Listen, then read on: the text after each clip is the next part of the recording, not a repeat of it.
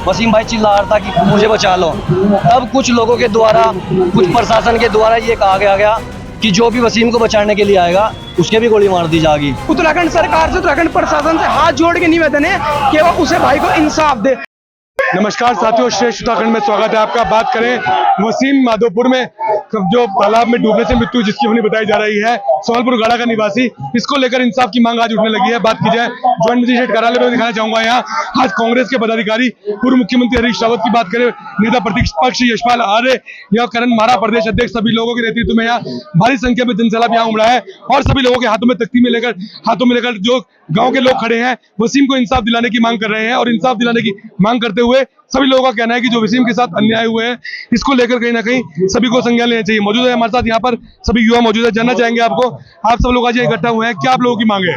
हमारी मांग है जी, जो वसीम उर्फ मोनू भाई है सोहलपुर गाड़ा के, उनको जिस तरह बर्बरता से मारा गया और ये बात झूठ फैलाई गई कि वसीम की मौत डूब के हुई है। आप प्रत्यक्ष प्रमाण वीडियो देख सकते हैं, वसीम को तैरना आता था। वसीम की वीडियो जो वायरल हुई, नहर में नहाते हुए वायरल हुई, तो ये एक झूठ भ्रांति फैलाई गई कि वसीम की मौत डूब के हुई।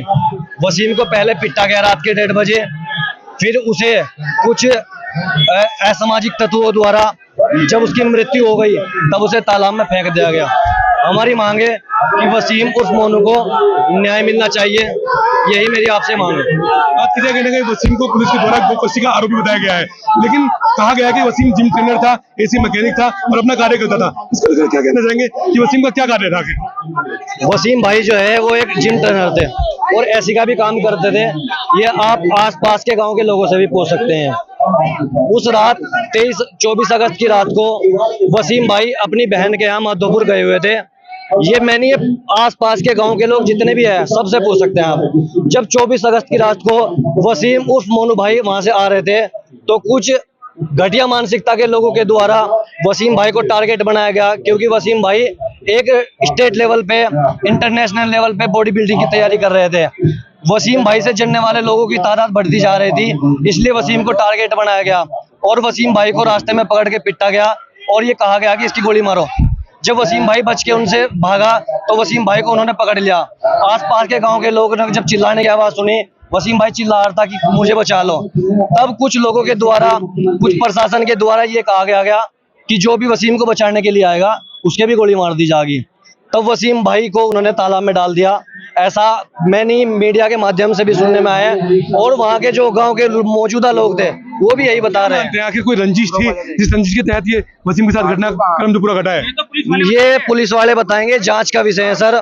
यही मांग यहाँ पे जो एसडीएम साहब के यहाँ प्रदर्शन हो रहा है इसी चीज के होला, ये जांच का विषय है। मोनू भाई को इंसाफ मिलना चाहिए।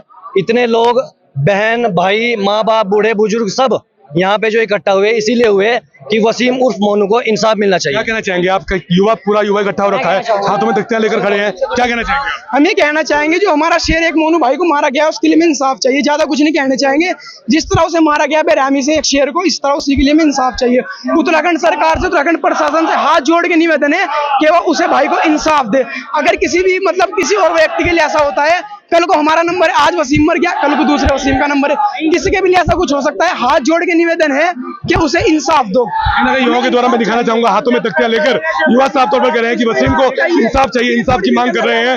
और आज यहाँ बात की जाए तहसील परिसर में भारी संख्या में लोग इकट्ठे हुए हैं वसीम को इंसाफ दिलाने की मांग को लेकर। मैं दिखाना चाहूंगा तहसील परिसर में यहाँ सैकड़ों की संख्या जो है यहाँ पर हाथों में तख्तियां लेकर बैठे हुए हैं और वसीम को इंसाफ दिलाने की मांग कर रहे हैं।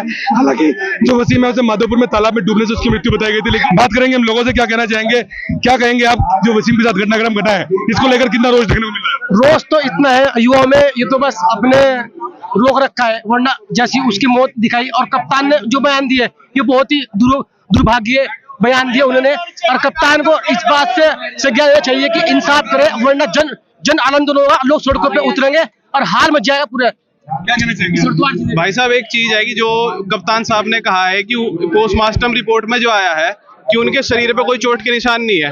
पहले आप देख लो, फोटो देखे होंगे, वीडियो देखी होंगी, दांत टूटे हुए वो पोस्टमार्टम में दिखाया। क्या प्रशासन की गलती नहीं है कि भाई डॉक्टर दिखाई नहीं रहे इस चीज को? दूसरा, एक बंदा नदी में नहा रहा है, नहर में नहा रहा है, उसे तालाब में डूबने दे रहे। अगर वो मुजरिम था, 1% उसने कुछ गुनाह कर रखा था, वो भागा तालाब में गिरा, तो क्या उसे बचाने का हक नहीं था?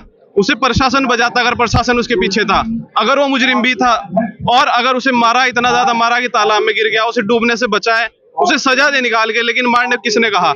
उसे तालाब में गिरने दे दिया, डूबने दे दिया।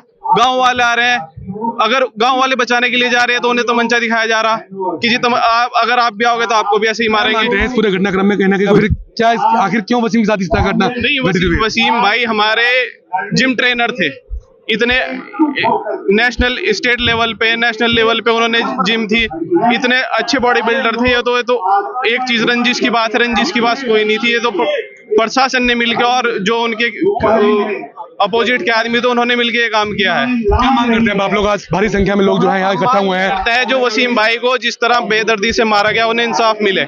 जितने उनके कातिल हैं सारों को जेल हो। हम ये नहीं कहते कि उन्हें फांसी लगाओ, कत्ल का मतलब कत्ल नहीं होता, आप उन्हें जेल कराओ, इंसाफ दो।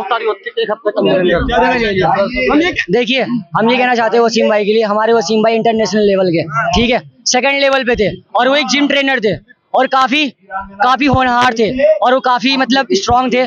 देखिए, मैं ये नहीं कहता पुलिस को अपने प्रशासन में, पर पुलिस को देखो, मैं कहना चाहता हूँ कि आज ही पुलिस अगर हमारे लिए नहीं रुकी है या उनके लिए निकल को दूसरे साथ होता, हमारे मोनू भाई को इसलिए इंसाफ मिलना चाहिए कि पोस्टमार्टम में ये कह रहे हैं कि ये डूब के मर गया। जो इंसान 5 से 6 फुट के नदी में नहाता है, जो इंसान चार बंदों को मार सकता है, वो बंदा कैसे मतलब नदी में डूब सकता है? पोस्टमार्टम में बिल्कुल गलत कराया जाता है। अगर भारतीय जनता पार्टी और कांग्रेस पार्टी है, अगर ये जितने भी नेता हैं, गृह मंत्री हैं, सब हैं, सबके लिए सपोर्ट है, बट जब ये जीत जाते हैं, जब ये अंधे हो जाते हैं, अगर आज ये नहीं खड़े हुए हमारे भाइयों बहनों के लिए या हमारे बेटों के लिए, तो कल को हमारे वसीम भाई के साथ हुआ है और दूसरे भाइयों के साथ हो सकता है। जितने हमारे मुसलमान भाई हैं, अगर आज ये नहीं खड़े, हिंदू भाई नहीं खड़े, हम सबके लिए खड़े हैं, पर हमारे मोनू भाई को इंसाफ मिलना चाहिए। अगर उनका आग कैसे फूटा, उनके लालपन खून क्यों आए, ठीक है, उन्हें रस्सी से बांधा क्यों गया?